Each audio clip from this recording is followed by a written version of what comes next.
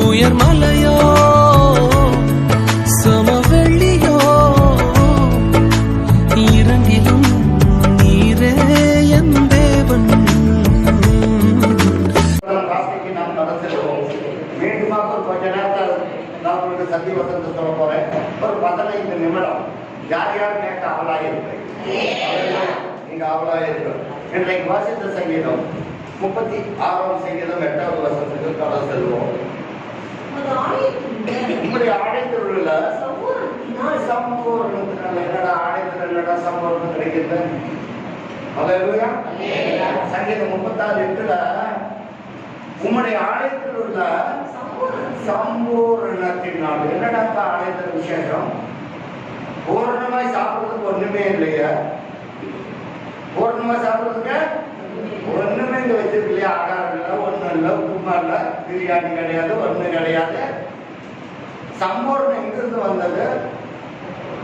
கர்த்தருடைய ஆலயத்துல சம்பூர்ணம் இருக்கிறது, நிறைவான சம்பூர்ணம் இருக்கிறது, எல்லா அடைக்கு இருக்கிறது. சம்பூர்ணம் சொன்னா நோய் சுகமாகும், வறுமைகள் மாறும், போராட்டங்கள் மாறும், பிரச்சனைகள் மாறும், சத்ருவை ஜெயிக்கலாம். இதெல்லாம் சம்பூர்ணம் அடைய செய்கிற தேவன் எங்க? ஆலயத்தில். அல்லேலூயா. நீங்க வசனத்தை நல்லா வாசிக்கணும். வாசிப்போமா?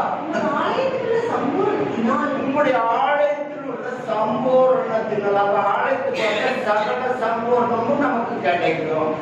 அந்த விசுவாசத்தோடு நிச்சயமாகவே முடிவுண்டு ஒரு நம்பிக்கை போகாது. கர்த்தருக்குள் நம்பாடுகள் ஒரு நாள் வீண் போகாது. கர்த்தர் நீங்க வசனத்தை நல்லா கவனிக்கணும். ஆனாக்கா நானும் பாடுள்ள மனுஷன் தான். எளியா சொன்னா எளியா தீர்க்கதரிசி, எளியா சொன்னா அப்படியே நடக்கும். கையளவு மேகம் வானத்துல இருந்து பெரிய மழை பெய்தது. நீங்க காற்றையும் காண மாட்டீங்க, மழையும் பார்க்க மாட்டீங்க, ஆனால் வாய்க்கால்கள் நிரப்பப்படும். கையளவு மேகத்தை எளியாவை போல நான் எளியா சொன்னா நான் பாடுள்ள மனுஷன் தான். நானும் பாடுள்ள மனுஷன். உங்களை போல நானும் செய்யற தொழில் செய்யறேன்.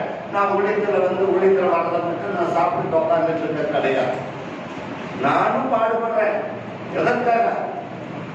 இந்த ஜீவனத்துக்காக. அப்போ நீங்க மட்டும் தான் பாடுள்ளவங்க, ஊழியக்காரர்கள் பாடுதல்னு சொல்ல முடியாது. எல்லா ஊழியக்காரரும் பாடுள்ள மனுஷன் தான். எளியா தீர்க்கதரிசி, கர்த்தரோடு பேசுகிறவன், கர்த்தருடைய வார்த்தையை முகமுகமாய் வாங்கி கர்த்தருடைய வார்த்தை ஒட்டன்னா செய்கிற அற்புதம் செய்கிறவன். அல்லேலூயா. எளியாவை கொண்டு எளியா சொல்கிறவன் நான் பாடுள்ள மனுஷன். பிரியமான தேவஜனங்கள், ஊழியக்காரர்கள் எல்லாரும் பாடுள்ளவர்கள் தான். யாருக்கு பாடு இல்லாத இருக்கிறது, யாருக்கு வேதனை இல்லாத இருக்கிறது, யாருக்கு நெருக்கம் இல்லாத பாடுகளை செய்கிற மனுஷன் பார்க்கிறான். அவனை தீர்க்கும் நாளில் கர்த்தர் விடுவிப்பார். இந்த ஃபார்முலாவை நீங்க வச்சுக்கணும். ஒரு கஷ்டம் வந்துட்டா கர்த்தரை தேடாத இருக்கக்கூடாது. ஒரு வேதனை வந்துட்டா கர்த்தரை தேடாத இருக்கக்கூடாது. இது எவ்வளவு பெரிய கொள்ளை நோய் வந்திருக்கிறது. கிறிஸ்தவர்கள் ஒட்டிட்டு போயிட்டாங்க என்ன நடக்கும்? ஜெயிக்க வேணும்னாக்க நம்ம இது பண்ணணும். எரிகோ கோட்டை சுற்றில யோசுவா எக்காலம் முதுகள் 7 நாள் சுற்றினார்கள்.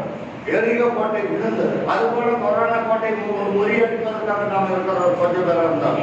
நீங்க பயந்து கூடாது. இந்த இந்திய தேசத்திற்காக, இந்த உலகத்தில் இருக்கிற மக்களுக்காக நாம் ஜெபிக்கும் பொழுது நம்முடைய காரியங்களை கர்த்தர் பார்த்துக் கொள்ளுவோம். அல்லேலூயா. கர்த்தருடைய சந்நிதியிலே, கர்த்தருடைய ஆலயத்திலே சம்பூர்ணம் இருக்கிறது. எல்லா விதத்திலும் நன்மைகள் இருக்கிறது. வாசிப்போமா சீக்கிரமா? திருப்தி. யாரும் திருப்தி இல்லாம போக கூடாது. கல்யாண வீட்டுக்கு போறீங்க, போன என்ன கேட்கறாங்க? சாப்பிட்டீங்களா? சாப்பிட்டு நல்ல திருப்தியா சாப்பிட்டீங்களா? அங்க வேணா திருப்தியா சாப்பிட்டு வீடா போட்டுட்டேன், எல்லாம் பண்ணிட்டேன், நான் போய் பன்னீர் சோடா குடிக்க போறேன், அல்லது சவனப்பு குடிக்க போறேன். அதை காட்டிலும் தேவனுடைய ஆலயத்துல சம்பூரணத்தினால் திருப்தி அடைவீங்க. அல்லேலூயா. அல்லேலூயா. அதற்காக நான் ஆலயத்துக்கு வர்றேங்க. நான் சொல்றது புரியுதுங்களா? ஒரு திருமண வீட்டுக்கு போறீங்களாக்கா, அங்க சாப்பிட்டு உடனே அவங்க உங்களை கேட்பாங்க, ரொம்ப நெருக்கமா இருக்கவங்க தப்பாம கொண்டாடி உங்களை யாரும் வந்து விசாரிக்க போறாங்க. ஆனால் தேவனுடைய ஆளுங்கள் அப்படி இல்லை.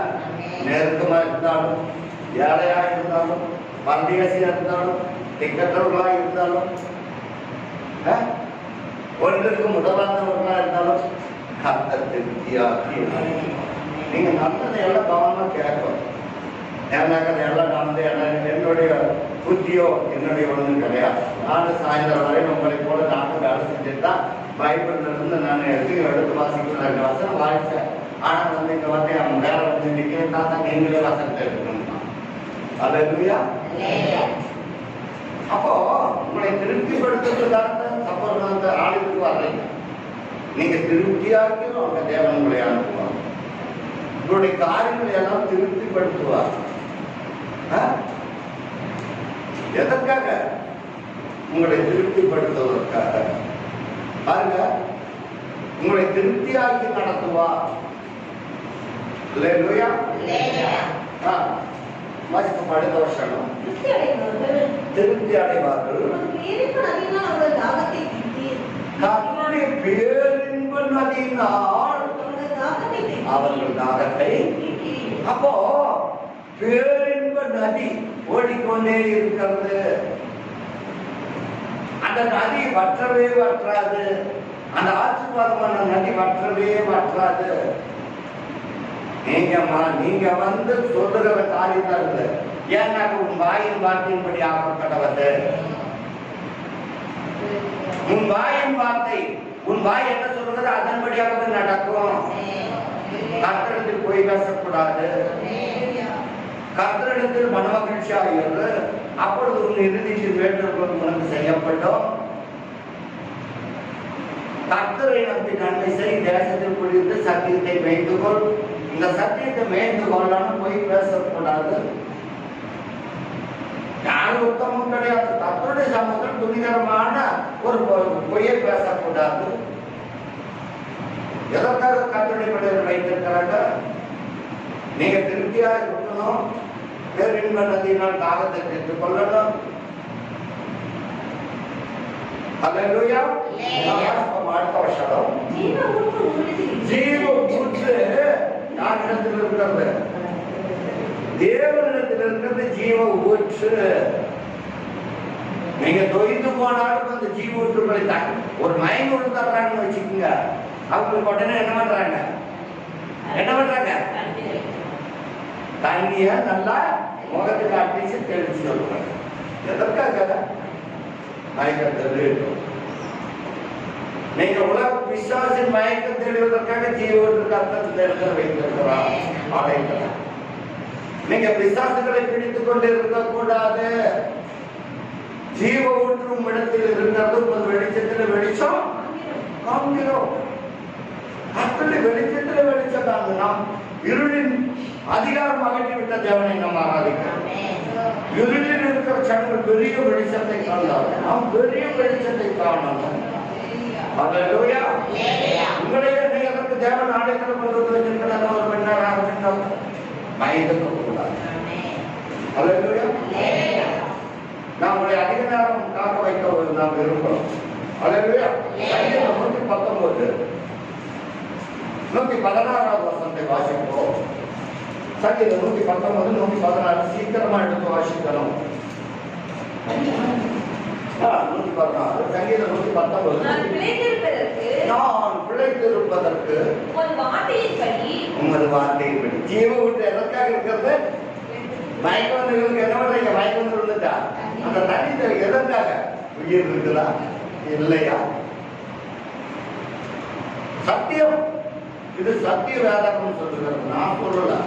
119 116 வசனத்தை நல்லா திருப்தியா வாசிங்க.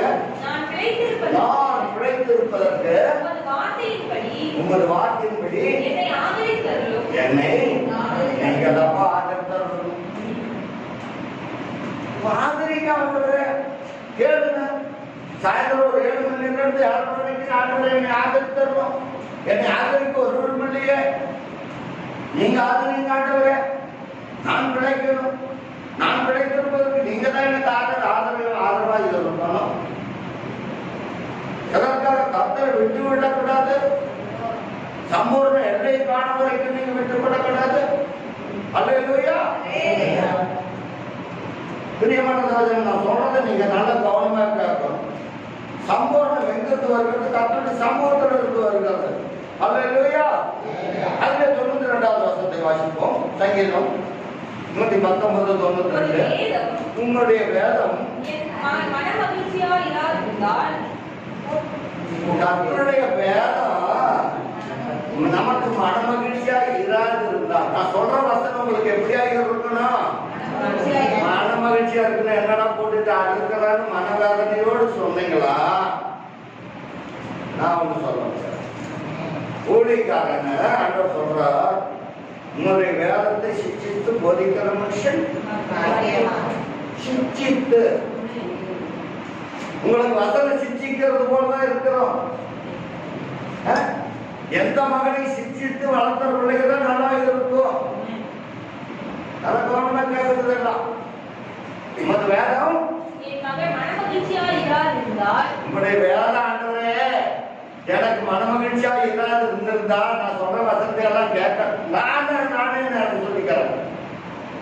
பெரிய பாசு சொல்லுகிற போது அந்த வசனத்தை எல்லாம் நான் கேட்காத இருந்திருந்தேன்னா இன்னைக்கு இந்த நிலைமை இல்ல. இன்னைக்கு ஓலக்குடிசையில தான் இருக்கணும். நான் என்னை நானே சொல்லிக்கிறேன். ஆசீர்வாதமான வாழ்க்கை இல்ல, ஆடம்பரமான வாழ்க்கை இல்ல. கர்த்தருடைய வேதத்தை கை கொள்ளணும். வாசிப்போமா?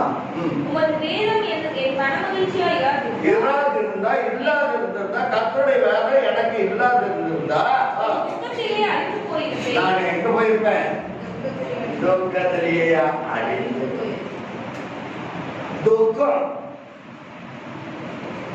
இந்த துக்கம் எங்கிருந்து வருகிறது? கர்த்தருடைய வேதம் வந்ததுனால துக்கம் எல்லாம் போயிடுச்சு. எப்படி போச்சு துக்கம்?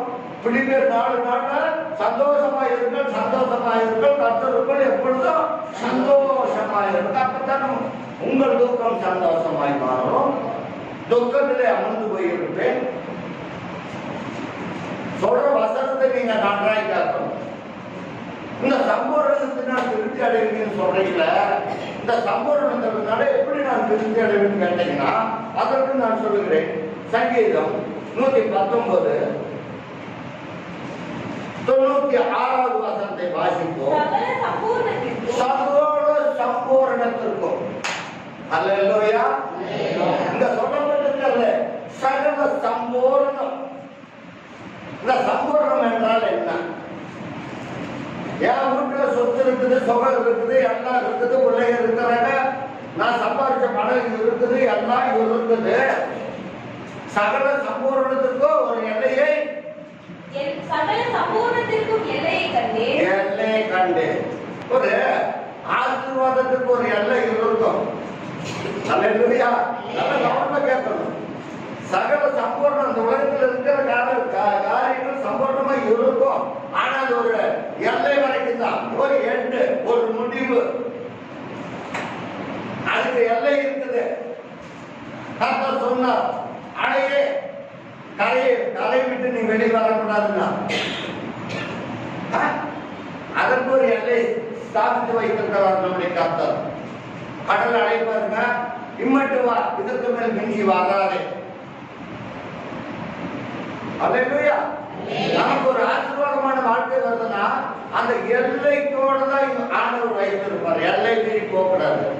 ஆட்டுக்கு வாழ அளந்து வச்சிருக்கிறது. அதுதான் சகல சம்பூரணம். நமக்கு பணம் கொடுப்பாரு, எல்லாம் கொடுப்பாரு, ஆஸ்தி கொடுப்பாரு, ஐஸ்வர்யத்தை கொடுப்பாரு, எல்லாம் கொடுப்பாரு. அதுக்கு ஒரு எல்லை லிமிட் வச்சிருப்பாரு. ஆண்டவர் மறந்துடக்கூடாது. அல்லேலூயா. மறக்கக்கூடாது. உம்மை நான் மறவேன், உமக்காய் வாழ்வேன். உம்மை நான் மறவேன். அல்லேலூயா. கர்த்தரை மறந்துடக்கூடாது. நாம் கர்த்தரை மறக்கிறது துரோகிகளாக மறக்கக்கூடாது. சகல சம்பூரணத்துக்கும் ஒரு எல்லை கண்டு எல்லை கண்டு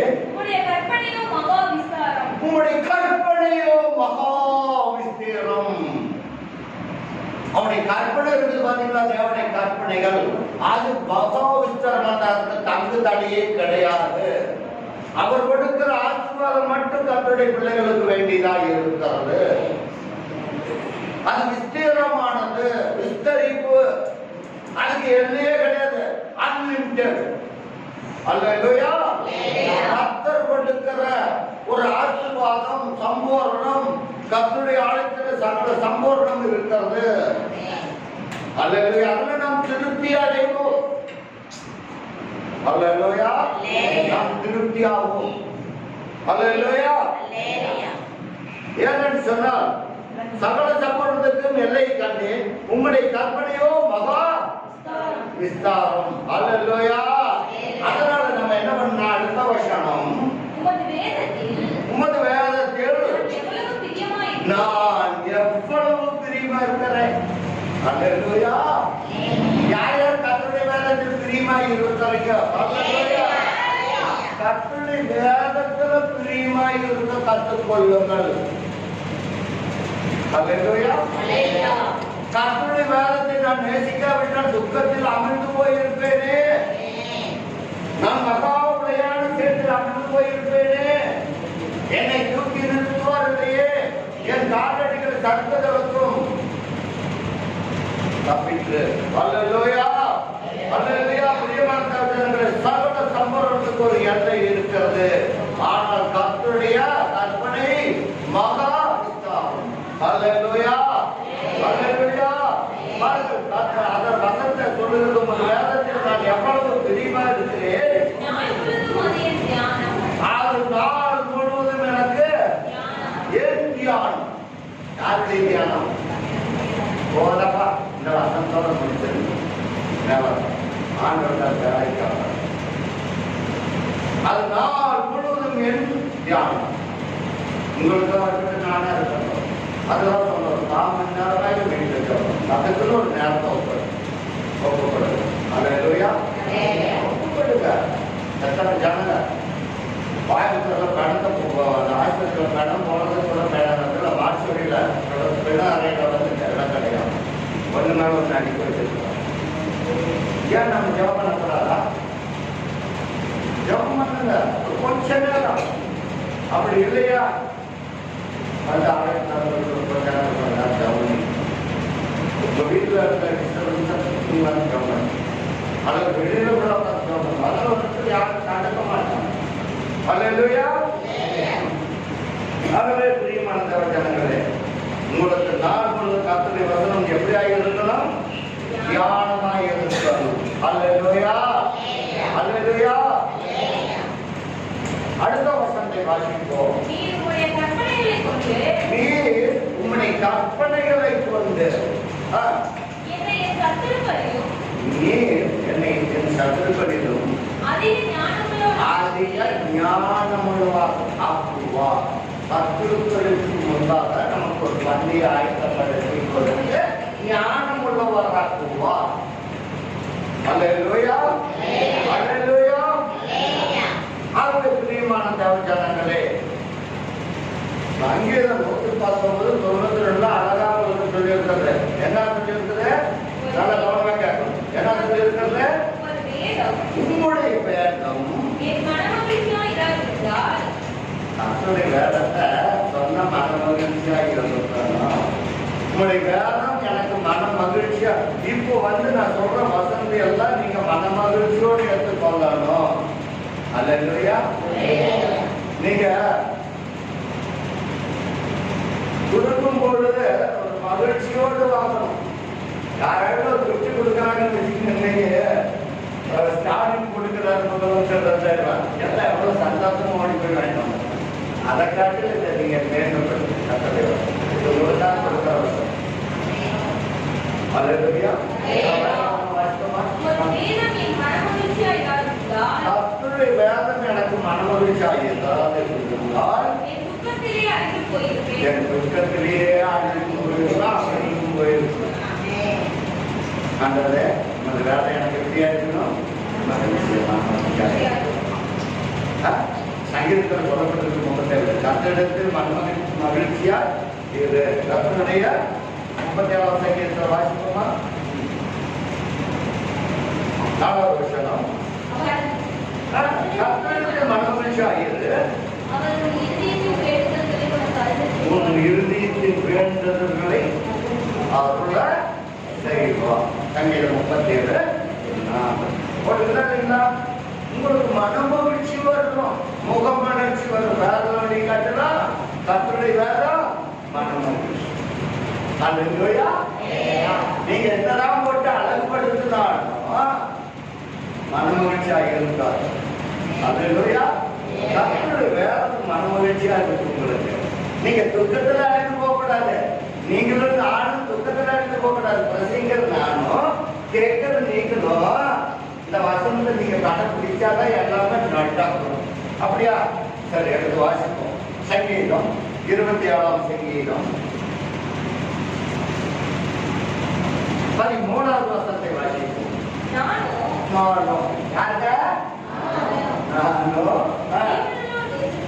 ஜீவன் உள்ளூர் தேசத்திலே கர்த்தருடைய கர்த்தரிடத்தில் வந்த ஒரு நன்மை இருக்குது. நன்மை காண்பேன். உங்களுக்காக நாளைக்கு பார்க்க கர்த்தருடைய நன்மையை காண்பேன் என்று விசுவாசியாது இருந்திருந்தால் கேட்டு போயிருக்கும். பாலம் வாங்கிட்டு வந்துட்டு வெளியில வச்சுட்டு அதை பத்தி எல்லா வேலையும் செய்வோம். இந்த பாடுகள் என்னல்ல ஞாபகம் கிடையாது, நடக்கணும். அந்த பாடம் வந்து சாயந்தரம் போய் டீ போல எடுப்பீங்க. என்ன வயதம் கவனம் இல்லை பார்த்தீங்களா? ஜீவனுள்ள தேசத்திலே கர்த்தருடைய நன்மையை காண்பேன் என்று விசுவாசியாக இருந்தால் கெட்டு போயிருப்பேன். அந்த பால் கெட்டு கொண்டு கூட கெட்டு போயிருப்பேன். நம்ம கெட்டு போறது கர்த்தருடைய அழைத்து வந்து அழைப்பு. நல்ல கவனமா கேட்கணும். தரலாம். நான் மட்டும் என்ன படிச்சுட்டு வந்தாலும் சொல்றேன். கர்த்தருடைய வசனத்தை நீங்க கரெக்டா ஃபாலோ பண்ணுங்க. அல்லேலூயா, அல்லேலூயா. நானும்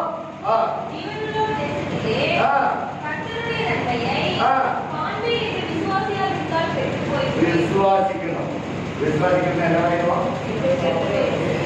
பத்திரப்படுத்தி வச்சிருக்கணும். வசனத்தை பத்திரப்படுத்தி வைக்கணும். நம்ம என்னமாய் போயிடுவோம், போயிடுவோம். துக்கத்துல அழிச்சு போயிடும். அல்லேலூயா. அடுத்த வசனம் கர்த்தருக்கு கொஞ்ச நேரம் 5 நிமிஷம் தான். என்ன பண்ண போறீங்க?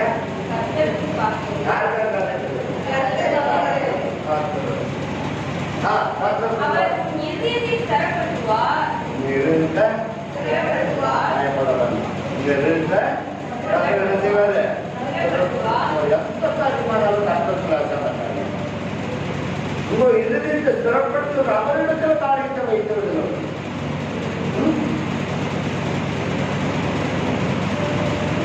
கர்த்தர்கள் வாழ்க்கை வைத்து விடுகிறார்.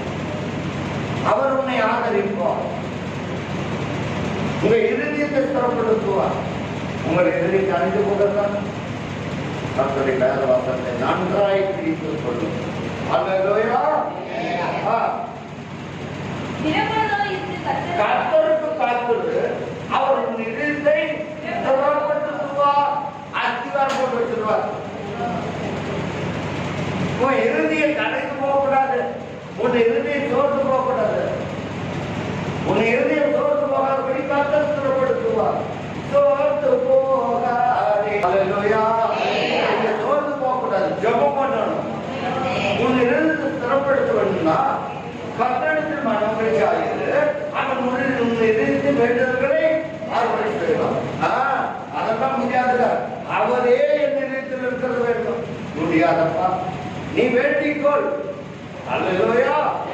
உன் துக்கம் சந்தோஷமா மாறணும்னு சொன்னா நீ கர்த்தரிடத்தில் உண்மையா இரு.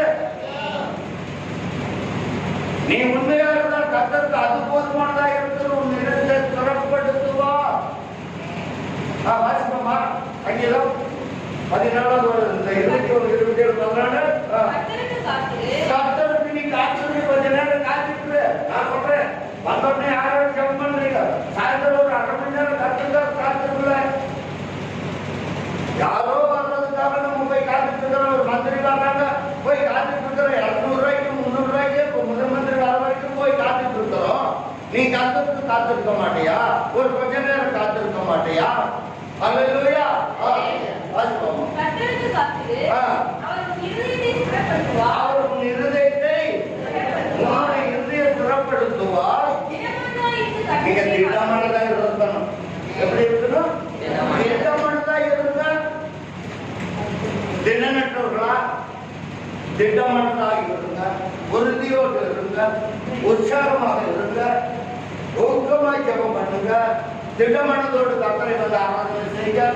சோர்ந்து போகக்கூடாது, பயப்படக்கூடாது, துக்கப்படக்கூடாது, துயரப்படக்கூடாது. துக்கத்தோடு வர வேண்டாம், தூக்கத்தோடு வர வேண்டாம். திடமனதா இருக்கணும். அல்லேலூயா. திடமனதா இருந்து கர்த்தருக்கு காத்திரு. வேற யாருக்காக நீ காத்துட்டு இருக்க வேண்டாம். நீ சிங்கப்பூர்ல இருந்து வருவாங்க, காத்துட்டு இருக்க வேண்டாம். மலேசியாவில இருந்து வருவாங்க, காத்துட்டு இருக்க வேண்டாம். சொன்னார் எங்க மாமா, தாய் மாமா ஒருத்தர் வந்தார். யார் வந்தார்? தாய் மாமா வந்தார். யாருன்னு தெரியல, கம்மான்னு தெரியாது, ஒண்ணும் தெரியாது. தாய் மாமா வந்தார். நான் போயிட்டு சிங்கப்பூர் மலேசியா போயிட்டு நான் திரும்பி வரேன். எல்லாத்தையும் கூட்டிட்டு காத்திருக்க முடியுமா? காத்தாலும் வரமாட்டார். ஏன் வரப்போறது இல்ல.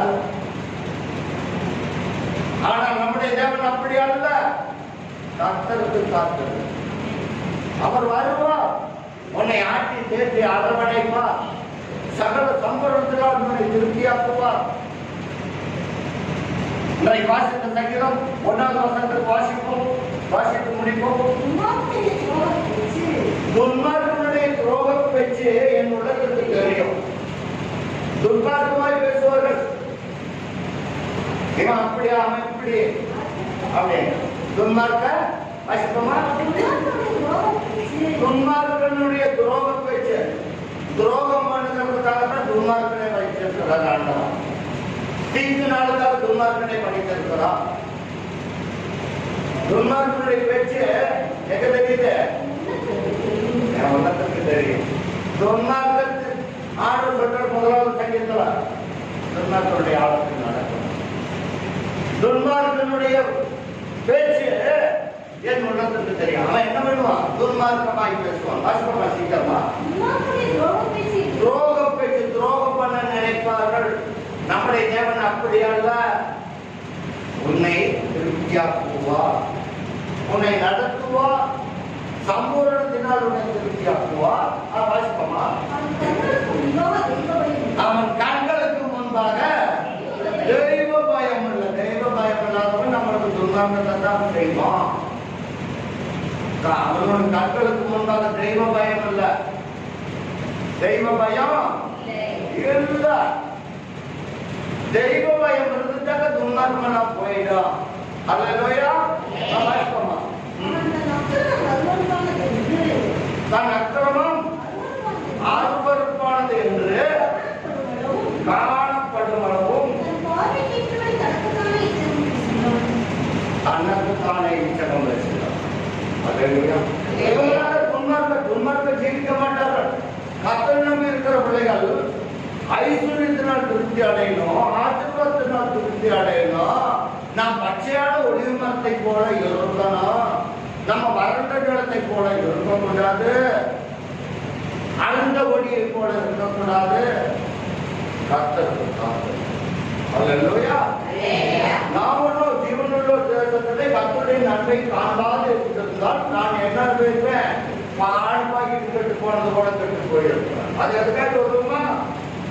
நாய்க்கு கொண்டு வந்துனா கூட அது பிடிக்காது. ஏன் பிடிக்காது? கெட்டு போயிடுச்சு. அதை கொண்டு விட்டா நாட்டம். நம்முடைய வந்து கர்த்தருடைய வார்த்தை கேட்போம்னா நம்முடைய நாட்டமெல்லாம் மாற்றிடுவோம். அல்லேலூயா. நம்ம பாட்டு பாடி நாட்டமாக இருந்தேன் பாசமாக நாட்டம் நடிதான் அடிக்குது. நான் சொல்றேன், நீங்க நல்லா வாழணும். கர்த்தருடைய வசனத்தை நீங்க கைவிடணும்.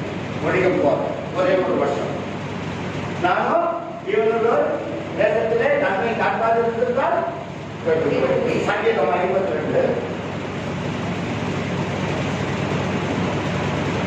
8வது வசனத்தை வாசிப்போம். நானும் தேவனுடைய ஆலயத்தில் பாத்தீங்களா என்ன தேவனுடைய ஆலயத்தில் என்ன சகல சம்பவம் இருக்குது தெரியுங்களா? இங்க நல்ல வாசிப்போம். நானும் தேவனுடைய ஆலயத்துல பச்சையான ஒலிவ மரத்தை போல இருக்கிறேன். பச்சையான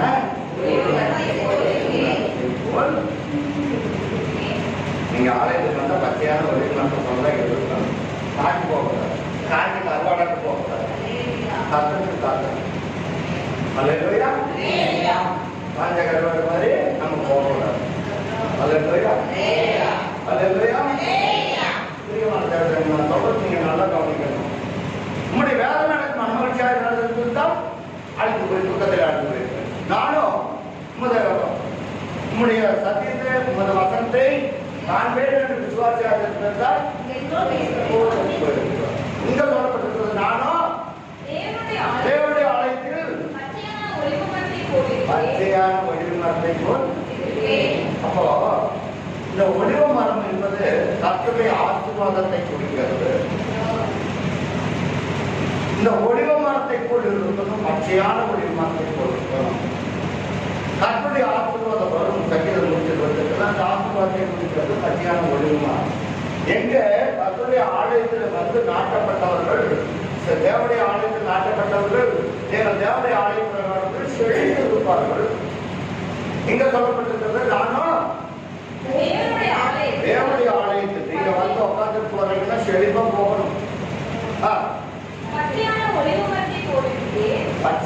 ஒலிவ மரத்தை போல் இன்னைக்கு பாக்குறீங்கன்னு சொன்னாக்கா இந்த கொரோனா வியாதிக்கு ஆக்சிஜன் கிடைக்கும். ஆக்சிஜன் இல்லாம சாதமா இருக்கும். அப்போ கர்த்தருடைய பிள்ளைகளுக்கு இந்த பச்சையான ஒலிவ மரம் எப்பொழுது ஆக்சிஜன் கொடுத்துட்டே இருக்கும். ஆக்சிஜன் கொடுத்துட்டே இருக்கும். அதுக்கு ஆலயத்தில் வந்து கர்த்தர் புரிஞ்சு போனோம்னா நமக்கு பச்சையான ஒலிவ மரத்தை கொடுக்கும். ஏன்னாக்கா பகலில் வந்து என்ன நடக்குனாக்கா பகலில் வந்து இந்த மரங்கள் என்ன பண்ணோம், நமக்கு வேண்டிய ஆக்சிஜன் கொடுத்துருக்கோம். இரவு நேரத்தில் என்ன பண்ணா கார்பன் டை ஆக்சைடு கொடுக்கும். அப்போ நமக்கு அந்த மரத்துக்கடி போய் படுத்துக்கணும்னா நமக்கு ஒரு மூச்சு தருவார் எல்லாம் வரும்.